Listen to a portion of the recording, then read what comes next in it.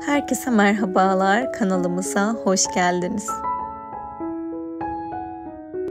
Sevgili hanımlar, en çok beğeni alan, en merak edilen ve en çok tercih edilen dantel masa örtüsü, sehpa örtüsü modelleri, salon takımları, oda takımları, havlu kenarı dantel çeşitleri, runner'lar.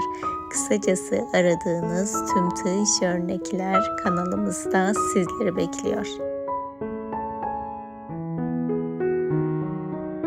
Lütfen videolarımızı beğenmeyi ve hala abone olmadıysanız kanalımıza ücretsiz abone olmayı, bildirimleri açmayı unutmayınız.